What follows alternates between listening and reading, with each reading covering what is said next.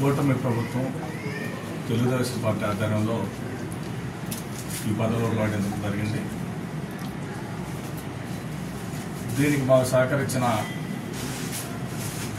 ముఖ్యమంత్రి వర్యులు చంద్రబాబు గారు, అదేవిధంగా లోకేష్ బాబు, అదేవిధంగా పవన్ కళ్యాణ్ గారు, మాధవ్ గారు, ఇక్కడ జిల్లాకు వచ్చేసరికి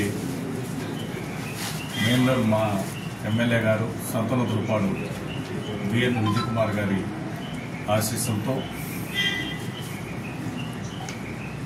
ఒంగోలు టౌన్ ఎమ్మెల్యే గౌరవనీయులు జనార్దన్ గారి ఆశీర్వాదంతో,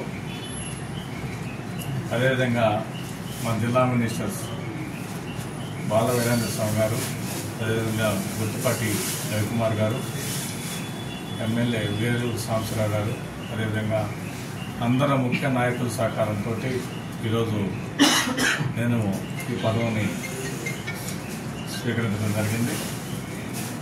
ఈ పదవి ఈరోజు ఈ చైర్మన్ అంటే ఈ సమాఖ్య ఇంతకుముందు చాలా నేమ్ ఉన్న సమాఖ్య. సర్వే సొసైటీ అంటే రాష్ట్ర స్థాయిలోనే ఒక పేరున్న సంఘంగా సమాఖ్యగా వెలుగొందింది.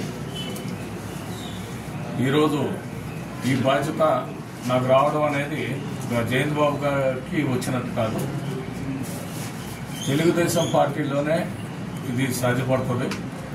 ఒక సామాన్య కార్యకర్తగా నేను తెలుగుదేశం పార్టీలో పనిచేయడం స్టార్ట్ చేశాను. గౌరవనీయులు ఎక్స్ఏఎంసీ చైర్మన్ మండవ రంగారావు గారి వెనుకీర్తి రాజకీయ పాఠాలు నేర్చుకొని ఈరోజు ఈ పదవిలోకి రావడం జరిగింది. తెలుగుదేశం పార్టీలో నా వెనుకీర్తి అంటే ఒక గ్రామ లెవెల్లోనో ఒక మండల లెవెల్లో పనిచేసిన ఒక వ్యక్తి జిల్లా పదవికి రావడం అంటే అంత ఆషామాషి వ్యవహారం కాదు. తెలుగుదేశం పార్టీలో నా వెనుకీర్తి దాదాపు మద్దిపాడు మండలానికి